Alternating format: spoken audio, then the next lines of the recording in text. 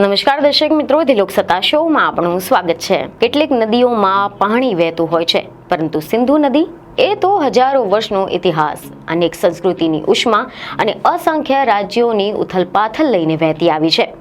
મોહેંજો-દડોના ઈંટોના શહેરોથી લઈને ઉમ્મયદોના અલ મંસૂરા, મુગલોના પાટનગરોથી લઈને બ્રિટિશોની બોમ્બે પ્રેસિડેન્સી સુધી, અને હવે આજે તમે જે સિંધને નકશામાં પાકિસ્તાનના એક પ્રાંત તરીકે જુઓ છો, તે કદી ફક્ત એક પ્રાંત ન હતું, તે તો એક સંપૂર્ણ નદી સંસ્કૃતિનો હૃદય હતો. અને આજે ફરી એકવાર આ જ રાજકીય ચર્ચાઓમાં સિંધુનું નામ ગુંજી રહ્યું છે. સદીઓથી વહેતી આ નદી ફક્ત પાણી નથી વહેવડાવતી, એ સંસ્કૃતિઓની યાદો, સામ્રાજ્યોના અવશેષો અને લોકોની ઓળખ વહાવે છે. આજે આપણે સિંધની એક કહાની સાંભળીશું કે જેમાં ધર્મ, વેપાર અને યુદ્ધ છે, અને સાથે જ રાજકારણ પણ છે. સવાલ છે કે સિંધમાં ઇસ્લામ ક્યારે અને કેવી રીતે આવ્યું? સિંધ પાકિસ્તાનમાં કેમ ભળ્યું? અને શું સિંધ કદી ભારતનો ભાગ હતું?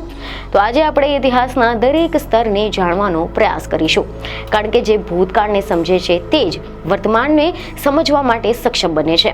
તો સૌપ્રથમ તો તમે જણાવી દઈએ કે આ મુદ્દો હાલ ફરી એકવાર ચર્ચામાં એટલા માટે આવ્યો છે કારણ કે ભારતના સંરક્ષણ મંત્રી રાજનાથસિંહે તાજેતરમાં જ એક નિવેદનમાં પાકિસ્તાનના સિંધ પ્રાંતને સાંસ્કૃતિક રીતે હંમેશાથી ભારતનો હિસ્સો ગણાવ્યો છે, જેના વળતા જવાબ રૂપે પાકિસ્તાનના વિદેશ મંત્રાલયે સિંહના જવાબને, આ નિવેદનને ઉશ્કેરણીજનક અને અવાસ્તવિક અને ઇતિહાસને તોડી મરોડીને રજૂ કરનારું ગણાવ્યું હતું.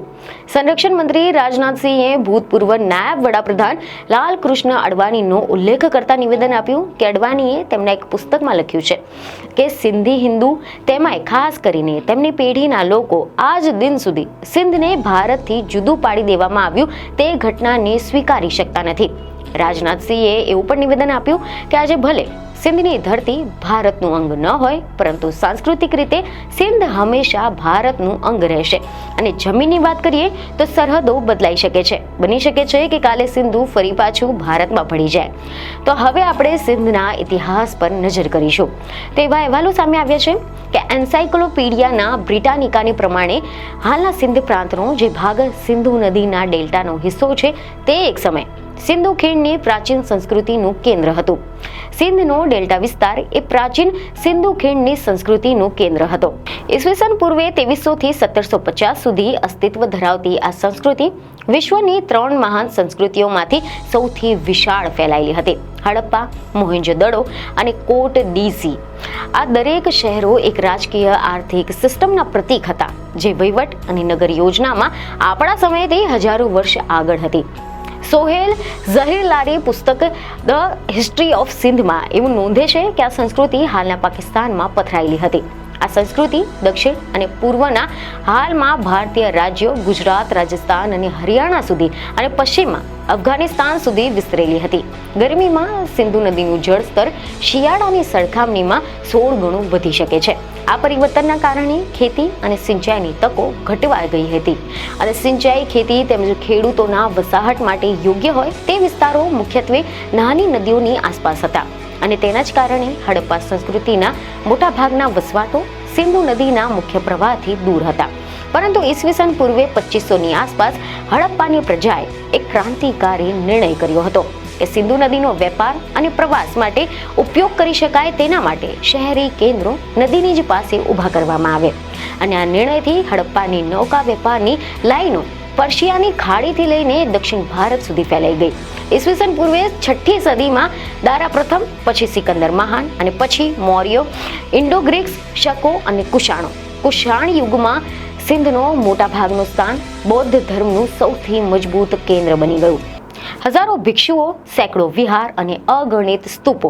ચીનના મુસાફર શુઆનઝેને આનું વર્ણન ઈસવીસન 642ની આસપાસ કર્યું હતું. તેના પછી આવ્યો એક ઐતિહાસિક વળાંક. ઈસવીસન 711 થી 712માં મોહમ્મદ બિન કાઝિમના હુમલાની સાથે સિંધમાં ઇસ્લામનું આગમન થયું.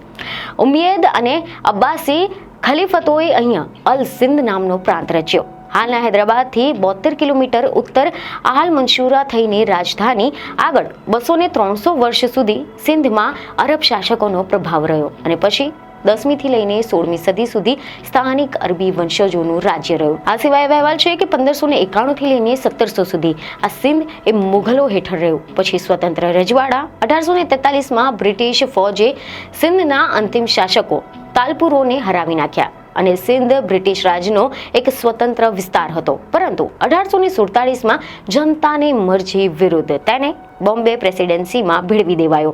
1936માં સિંધને ફરી એકવાર પ્રાંતનો દરજ્જો મળ્યો. 1940માં લાહોર પ્રસ્તાવ, 1943માં સૌથી પહેલો પાકિસ્તાન માટેનો પ્રસ્તાવ પસાર કરનાર પ્રાંત એટલે કે સિંધ. સિંધ એસેમ્બલીના વક્તાઓએ ખુલ્લેઆમ જણાવ્યું કે અમે હિન્દુસ્તાન સાથે નહીં રહીએ. પાકિસ્તાનના સ્થાપક મોહમ્મદ અલી જીણાનો પણ સંબંધ આ સિંધ સાથે જ હતો.